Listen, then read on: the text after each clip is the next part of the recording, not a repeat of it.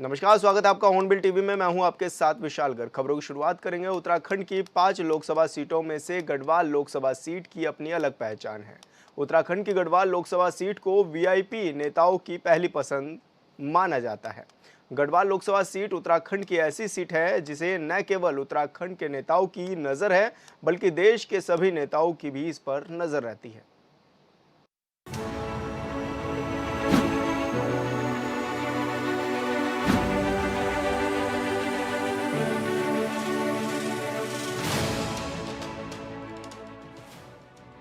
उत्तराखंड की पौड़ी गढ़वाल सीट निचले हिमालय में स्थित एक हिल स्टेशन है। उत्तराखंड के इस जिले का क्षेत्रफल 5230 वर्ग किलोमीटर है। पौड़ी गढ़वाल लोकसभा सीट के तहत विधानसभा की 14 सीटें आती हैं। ये 14 सीटें उत्तराखंड के 5 जिलों चमोली, गढ़वाल, नैनीताल, रुद्रप्रयाग और टिहरी गढ़वाल में फैली हुई है। पौड़ी गढ़वाल सीट का सियासी इतिहास उतार चढ़ाव वाला रहा है। 2024 के चुनाव में बीजेपी से अनिल बलूनी चुनावी मैदान में है, तो दूसरी तरफ कांग्रेस के पूर्व प्रदेश अध्यक्ष गणेश गोयल दम भर रहे हैं। लोकसभा चुनाव का बिगुल बजा हुआ है और ऐसे में उत्तराखंड की 5 सीटों पर दिलचस्प मुकाबला देखा जा रहा है। कहा जा सकता है कि लगातार 5 सीटों पर बीजेपी और कांग्रेस जो नेता हैं वो तमाम एक दूसरे को टक्कर भी देते हुए नजर आ रहे हैं और स्टार प्रचारकों की भी ताबड़तोड़ रैलियां हो चुकी हैं। अब देखना होगा कि 19 अप्रैल को, क्योंकि लगातार जब मतदान होगा तो बड़ी संख्या में कोशिश यही की जा रही है, पार्टी के नेता कोशिश यही कर रहे हैं कि उनको ज़्यादा से ज़्यादा मत मिले। 1952, 1957, 1962, 1967, 1971 और 1977 तक पौड़ी गढ़वाल सीट पर लगातार कांग्रेस प्रत्याशियों की जीत हुई, लेकिन इसके बाद कांग्रेस को यहां से बाहर का रास्ता देखना पड़ा। यहां जनता पार्टी की जीत हुई। हालांकि इसके बाद 1984 और 1990 के चुनाव में फिर से कांग्रेस ने बाजी मार ली। पौड़ी लोकसभा सीट की, जो कि 1952 से लेकर 1957 तक कांग्रेस के खाते में रही और साथ ही 1957 से 62 तक फिर कांग्रेस, और ऐसे करते हुए 1977 तक ये सीट कांग्रेस के ही पास रही। इसके साथ ही 1977 से लेकर 1980 और 84 तक ये जनता पार्टी के पास ये सीट रही। गढ़वाल सीट 37 वर्षों तक कांग्रेस के पास रही और 28 वर्ष तक बीजेपी के पास। 1977 में पहली बार यह सीट कांग्रेस के हाथ से निकली और जनता पार्टी के जगन्नाथ शर्मा जीते। साल 1980 में जनता पार्टी सेकुलर में आए हेमंती नंदन बहुगुणा ने जीत हासिल की और साल 1990 में कांग्रेस छोड़ जनता दल में गए चंद्रमोहन सिंह नेगी ने जीत हासिल की। 1998 से 2009 तक इस सीट पर बीजेपी की जीत हुई, लेकिन 2009 के लोकसभा चुनाव में बीजेपी सीट को हार गई। लेकिन 2014 और 2019 के लोकसभा चुनाव में बीजेपी ने फिर से इस सीट को हासिल किया। इस बार भी बीजेपी जीत का दावा कर रही है। 1984 से लेकर 1991 तक ये कांग्रेस के पास रही। इसके बाद 1991 से 96 तक फिर भाजपा के पास, उसके बाद फिर कांग्रेस, फिर भाजपा, भाजपा, भाजपा, यानी कि 2007 से 2009 तक भाजपा ही इस सीट पर विराजमान रही। गढ़वाल लोकसभा सीट कितनी अहम है, यह हर एक राजनीतिक पार्टी जानती है। इसका अंदाजा इसी से लगाया जा सकता है कि हेमंती नंदन बहुगुणा जैसे नेता हों या फिर भुवनचंद खंडूड़ी, इसके अलावा सतपाल महाराज हों या फिर तीरथ सिंह रावत जैसे बड़े नेता इस सीट से सांसद रह चुके हैं। पुराने आंकड़े बताते हैं कि इस लोकसभा सीट पर ज्यादातर बार जनता ने कांग्रेस को जिताया, लेकिन बीते कुछ लोकसभा चुनाव की बात करें तो बीजेपी इस सीट पर काबिज हो पाई है। अकेले भुवनचंद खंडूड़ी ही 4 बार इस लोकसभा सीट से सांसद रह चुके हैं। सतपाल महाराज भी इसी लोकसभा सीट से जीतकर दिल्ली पहुंचे थे। 2009 में यहाँ से कांग्रेस जीती और 2014 से लेकर 19 तक, और कह सकते हैं अब 24 तक भी भाजपा ही इस सीट पर विराजमान रही। पुराने सियासी आंकड़ों को देखकर ही इस सीट पर बीजेपी ने इस बार पूरी ताकत लगाई है। बीजेपी के ज्यादातर दिग्गजों की रैली इस सीट के लिए हुई है। खुद प्रदेश के सीएम कई बार जनता के बीच जा चुके हैं और प्रदेश अध्यक्ष ने रो रो कर पार्टी प्रत्याशी अनिल बलूनी के लिए वोट भी मांगे हैं। Bureau report, hornbill TV.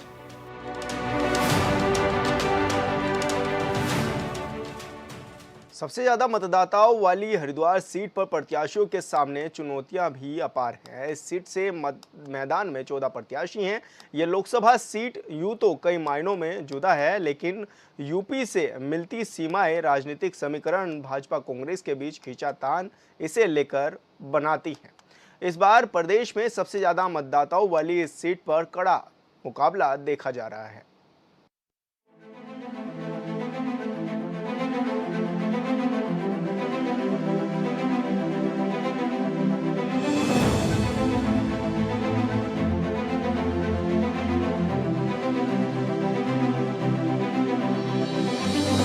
Uttarakhand की लोकसभा सीट हरिद्वार हिंदुओं के लिए प्रमुख तीर्थ स्थानों में से एक है। यहाँ चार धाम यानी बद्रीनाथ, केदारनाथ, गंगोत्री और यमुनोत्री जाने के लिए हरिद्वार से ही रास्ते निकलते हैं। ये चारों धाम का एक केंद्र बिंदु है। हरिद्वार का अर्थ हरि यानी ईश्वर का द्वार होता है। मैदानी क्षेत्र में सबसे पहले गंगा नदी हरिद्वार में प्रवेश करती है, इसलिए हरिद्वार को गंगा द्वार भी कहा जाता है। हरिद्वार उन चार स्थानों में से एक है जहाँ हर 6 साल बाद अर्धकुंभ और हर 12 साल बाद कुंभ मेले का आयोजन किया जाता है। लोकसभा चुनाव का बिगुल बजा हुआ है। 19 अप्रैल को यानी कि पहले चरण में उत्तराखंड की 5 लोकसभा सीटों के लिए मतदान होना है, जिसके लिए तमाम तैयारियां तेज हो गई हैं। तो वहीं प्रत्याशी एक दूसरे को कड़ी टक्कर देते हुए नजर आ रहे हैं। सबसे पहले बात अगर हरिद्वार की जाए तो हरिद्वार से बीजेपी के प्रत्याशी है त्रिवेंद्र सिंह रावत, और तो वहीं दूसरी ओर कांग्रेस से प्रत्याशी है वीरेंद्र रावत, जो कि हरीश रावत के पुत्र हैं। और वहां पर एक निर्दलीय उमेश कुमार भी कड़ी टक्कर दोनों को देते हुए नजर आ रहे हैं। तो कहा जा सकता है त्रिकोणीय मुकाबला हो सकता है। और ऐसे में हरिद्वार सीट पर बीजेपी के दिग्गज और राज्य के पूर्व सीएम त्रिवेंद्र सिंह रावत को, तो दूसरी तरफ कांग्रेस के दिग्गज और राज्य के पूर्व मुख्यमंत्री हरीश रावत के बेटे वीरेंद्र रावत मैदान में हैं।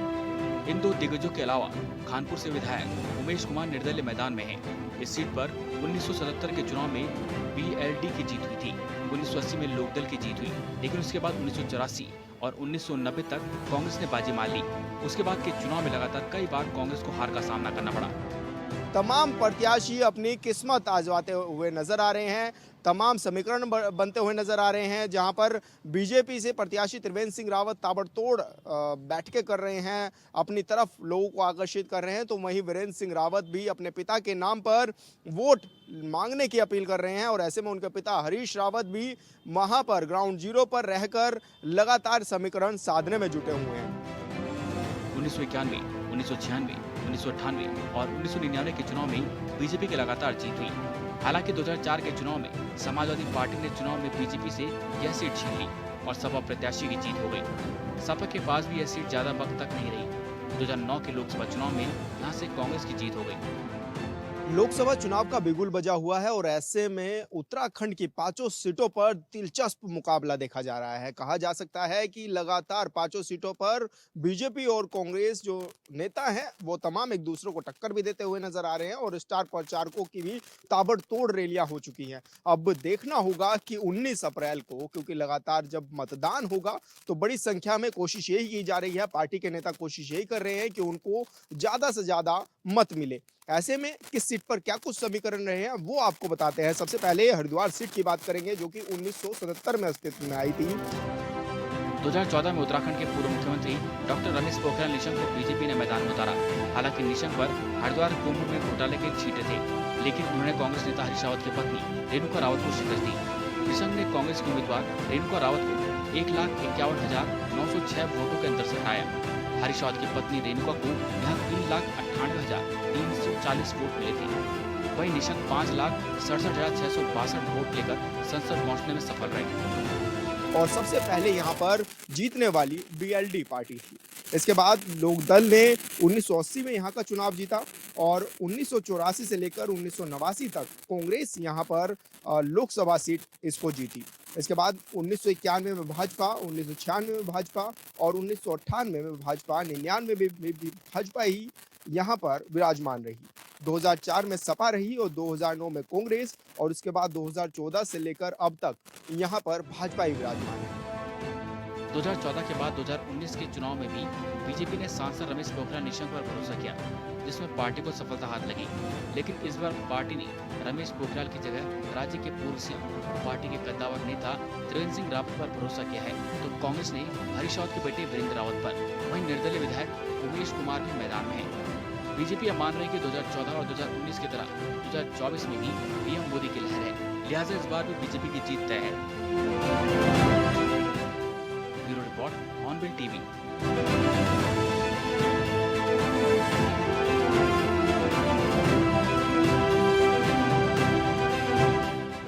टिहरी लोकसभा सीट पर पहाड़ का भविष्य मैदान के मतदाता तय करेंगे। इस सीट पर सर्वाधिक 62.86% मतदाता हैं।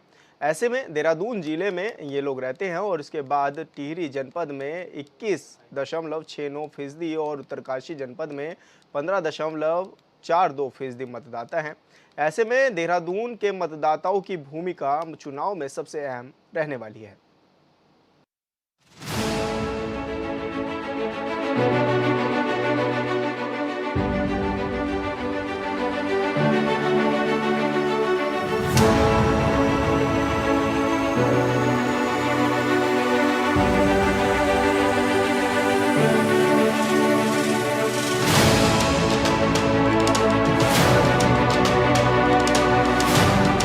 उत्तराखंड की 5 लोकसभा सीटों पर जीत के लिए बीजेपी और कांग्रेस ने पूरी ताकत के साथ चुनाव प्रचार किया है। जीत को लेकर दोनों पार्टियों के अपने अपने दावे हैं। 2024 में किसकी हवा है, ये चर्चा का विषय है, लेकिन 5 सीटों पर कब कब किसकी जीत हुई, इसे समझने की जरूरत है। टिहरी संसदीय क्षेत्र की बात की जाए तो इस सीट पर राज परिवार का काफी दबदबा रहा है। लोकसभा चुनाव का बिगुल बजा हुआ है। 19 अप्रैल को यानी कि पहले चरण में उत्तराखंड की 5 लोकसभा सीटों के लिए मतदान होना है, जिसके लिए तमाम तैयारियां तेज हो गई हैं। तो वहीं प्रत्याशी एक दूसरे को कड़ी टक्कर देते हुए नजर आ रहे हैं। टिहरी लोकसभा सीट की तो टिहरी लोकसभा सीट से कांग्रेस प्रत्याशी हैं गुंसोला, जो कि लगातार टक्कर देते आ रहे हैं माला राज्य लक्ष्मी शाह को, जो कि बीजेपी के से कैंडिडेट हैं, और दोनों के बीच इस बार भी कड़ी टक्कर देखी जा रही है। हालांकि पिछले 2 बार से माला राज्य लक्ष्मी शाह यहां पर सांसद के रूप में विराजमान है और 2 बार से ही बीजेपी ने यहां पर सीटें जीती हुई हैं और माला राज्य लक्ष्मी शाह का यहां पर विराजमान है। और ऐसे में जो जोश सिंह गुंसोला है वो उनको कड़ टक्कर देते हुए नजर आ रहे हैं। ऐसे में एक और निर्दल प्रत्याशी हैं जो कि बॉबी पवार हैं, वो भी बेरोजगार संघ के अध्यक्ष भी हैं और ऐसे में वो भी टक्कर देते हुए नजर आ रहे हैं, क्योंकि बड़ी संख्या में युवा भी उनके साथ नजर आ रहे हैं। टिहरी लोकसभा के चुनावी समर में बीजेपी ने राज परिवार के सहारे 9 में से 8 बार जीत दर्ज की है, लेकिन दूसरा पहलू ये भी है कि बीजेपी लगातार जीत के बावजूद कांग्रेस के पारंपरिक वोट बैंक के रूप में स्थापित जड़ों को नहीं हिला पाई है। इतिहास पर नजर डालें तो 1957 से लेकर 1971 तक लगातार यहाँ कांग्रेस जीती है, जबकि 1977 से 1980 के चुनाव में बीएलडी की जीत हुई। इसके बाद 1984 और 1990 में भी कांग्रेस की ही जीत हुई। अब अगली लोकसभा सीट की बात करेंगे, जो कि टिहरी लोकसभा सीट है, जो कि रियासत की सीट मान जाती है और राजाओं की ये सीट मान जाती है। यहाँ पर 1957 से पहली बार ये अस्तित्व में आई थी, जब कांग्रेस यहाँ पर अपने कैंडिडेट्स को जिता चुकी थी। ऐसे में 1977 से 57 से लेकर 1971 तक यहाँ पर कांग्रेस विराजमान रही। साथ ही 1977 में बीएलडी, 1980 में भी बीएलडी और 1984 में यहाँ पर कांग्रेस आ गई। 1990 के बाद चुनाव में यानी 1991, 1996, 1998, 1999, 2004 तक बीजेपी के हाथ में सीट चली गई। एक बार 2009 के चुनाव में कांग्रेस ने बाजी मारी, लेकिन 2014 और 2019 के चुनाव में फिर से बीजेपी की जीत हुई और तीसरी बार जीत के लिए यानी इस बार बीजेपी ने पूरी ताकत के साथ चुनाव प्रचार किया है। हालांकि कांग्रेस ने भी इस बार जोर लगा है। के बाद 1989 में भी एक बार फिर कांग्रेस का प्रत्याशी ही जीत गया यहाँ से, और इसके बाद 1991 से लेकर लगातार 2004 तक यहाँ पर भाजपा रही और 2009 में यहाँ पर कांग्रेस रही। इसके बाद से लगातार ये सीट भाजपा के ही पाले में रही, यानी कि माला राज्य लक्ष्मी 2014 से लेकर लगातार यहाँ पर विराजमान दिखाई दी। 2024 के चुनाव में टिहरी संसदीय सीट पर इस बार किसकी जीत होगी ये तो कहना मुश्किल है, लेकिन बीजेपी से माला राज्य लक्ष्मी शाह और कांग्रेस से जोशी गुंसोला में निर्दलीय प्रत्याशी बॉबी पवार की वजह से सियासी जानकारों का सियासी समीकरण भी गड़बड़ दिखता है। जीत और हार को लेकर फैसला जनता करती है। 19 अप्रैल को वोटिंग है और 4 जून को मतगणना, लिहाजा जनता का फैसला जानने के लिए 4 जून तक का इंतजार करना होगा। ब्यूरो रिपोर्ट, ऑनबिल टीवी।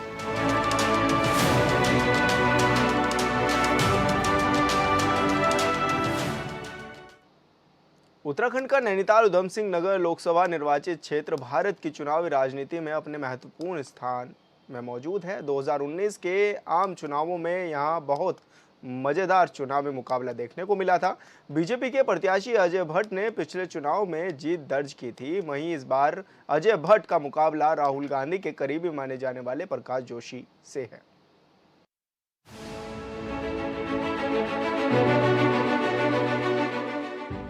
उत्तराखंड की नैनीताल उधम सिंह नगर लोकसभा सीट उत्तराखंड के सबसे हॉट सीटों में से एक है। ये सीट ऐतिहासिक और राजनीतिक दोनों ही दृष्टिकोण से काफी महत्वपूर्ण है। नैनीताल उधम सिंह नगर लोकसभा सीट उत्तराखंड के 2 जिलों नैनीताल और उधम सिंह नगर से मिलकर बनी है। इस सीट की खास बात यह है कि इसमें उधम सिंह नगर के साथ ही नैनीताल का भी एक बड़ा हिस्सा शामिल है।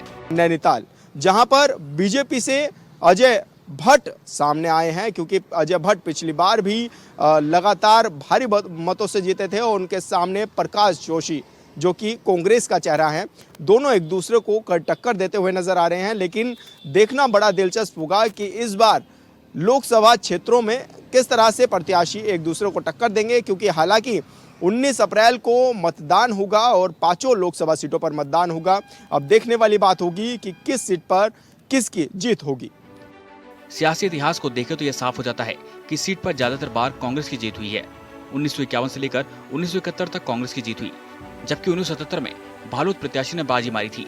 हालांकि 1980 और 1984 के चुनाव में फिर से कांग्रेस ने जीत हासिल की, लेकिन 1990 के चुनाव में जनता दल के उम्मीदवार ने बाजी मार ली। इसके बाद बात करेंगे नैनीताल सीट की। नैनीताल सीट पर भी 1951 में इस सीट से शुरुआत हो गई थी। सबसे पहले कांग्रेस ने ये सीट जीती और कांग्रेस यहाँ पर 1971 तक विराजमान रही। इसके बाद भालोद यहाँ पर रही 1977 में और 1980 में फिर कांग्रेस रही, 1984 में कांग्रेस रही। 1990 के बाद 1991 के चुनाव में बीजेपी ने नैनीताल सीट पर जीत दर्ज की। इसके बाद यानी 1996 के चुनाव में कांग्रेस उम्मीदवार की जीत हुई। इसके बाद फिर से 1998 में बीजेपी की जीत हुई। 1999 के उपचुनाव में यह सीट कांग्रेस के पास चली गई और बीजेपी को हार का सामना करना पड़ा। 2002 उपचुनाव में भी कांग्रेस की जीत हुई। 1989 में जनता दल ने यहाँ पर कमान संभाली और 1991 में भाजपा और फिर 1996 में कांग्रेस, 1998 में भाजपा, 1999 में कांग्रेस और 2002 में उपचुनाव हुए जिसमें कि कांग्रेस ने इस सीट पर दम भरा और जीत भी हासिल करी। 2004 से लेकर 2014 तक नैनीताल ऊधम सिंह नगर सीट कांग्रेस के ही कब्जे में रही, लेकिन 2014 लोकसभा चुनाव में मोदी लहर में पूर्व सीएम भगत सिंह कोश्यारी ने 2,84,717 वोटों से जीत हासिल की। इस चुनाव में भगत सिंह कोश्यारी को 6,36,769 वोट मिले थे, जबकि कांग्रेस के करणचंद सिंह बाबा को 3,52,052 वोट मिले थे। 2019 के चुनाव में इस सीट से बीजेपी के अजय भट्ट को जीत हासिल हुई। उन्हें 7,72,195 वोट मिले थे, जबकि कांग्रेस के हरीश रावत को 4,33,099 वोट मिले। 2009 तक कांग्रेस ही इस सीट पर विराजमान रही और 2014 से लेकर अब तक इस सीट पर भी भाजपा ही विराजमान है, यानी कि 2 बार से 5 लोकसभा सीटों पर बीजेपी का कब्जा है। 2024 के चुनाव में पीएम मोदी की लहर है या नहीं, ये जनता तय करेगी, लेकिन इस बार बीजेपी से इस सीट पर फिर से अजय भट्ट हैं, तो दूसरी तरफ राहुल गांधी के करीबी माने जाने वाले प्रकाश जोशी चुनावी मैदान में हैं।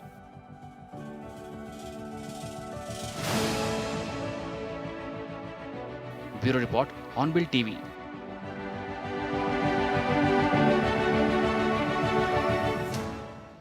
चीन और नेपाल के साथ ही गढ़वाल की सीमा तक फैली अल्मोड़ा पिथौरागढ़ संसदीय सीट पर सियासी दलों को जीत की दहलीज तक पहुंचने के लिए जातीय समीकरण बैठाने होंगे। इस सीट पर सबसे बड़ा वोट बैंक राजपूतों का है। यही वजह है कि सियासी पार्टियों ने भी अधिकतर बार इस सीट पर इसी बिरादरी के लोगों को टिकट दिया और नतीजा भी उनके पक्ष में आया।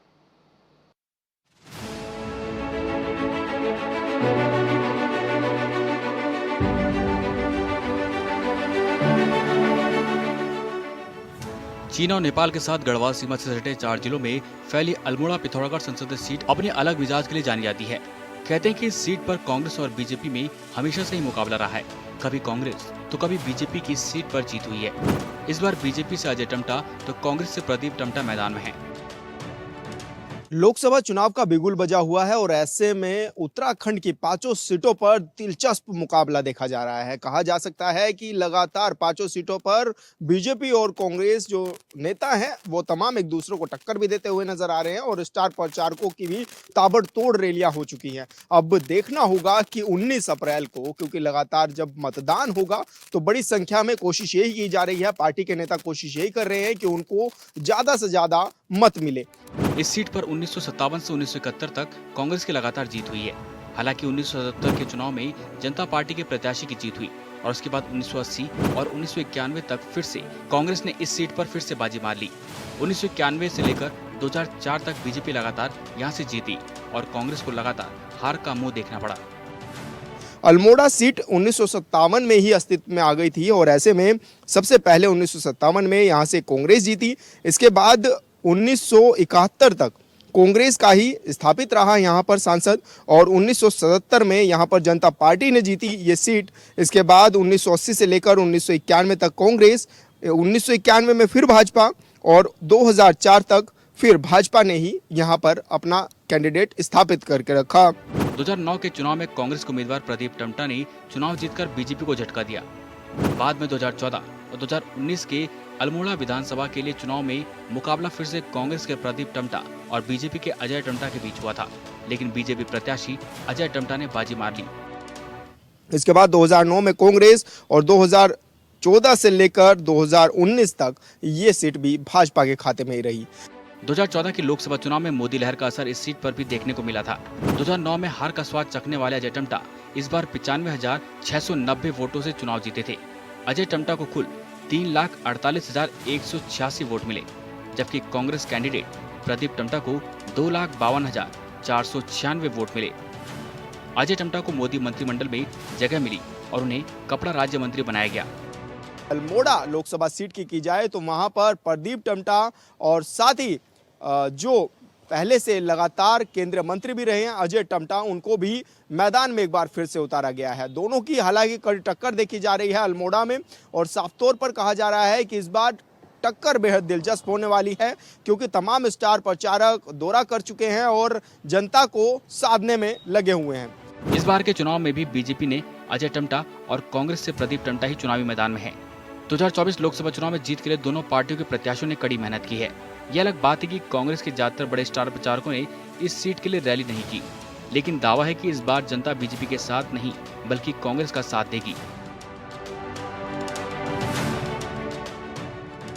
Bureau report, hornbill TV.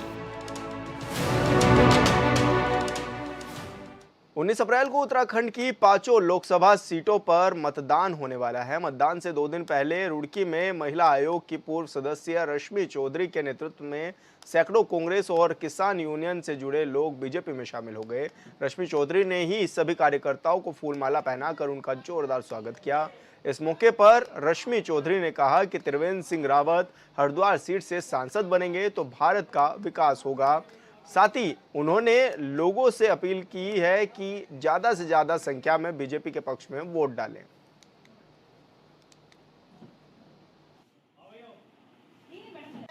कि कांग्रेस जो है इनके सबके साथ में ज्यादती कर रही है कि हरीश रावत जी ने यहाँ पर जो है पहले अपने आप चुनाव लड़ा, फिर अपनी वाइफ को चुनाव यहाँ से लड़ा, फिर लड़की को विधायक बना लिया, अब लड़के को सांसद का टिकट दे रहे। जो दूसरी घरवाली है उनके 2 बच्चे और हैं अभी, एक आनंद रावत, एक युद्धवीर नाम शायद उसका है, दोनों उनके घर में राड़ हो रही।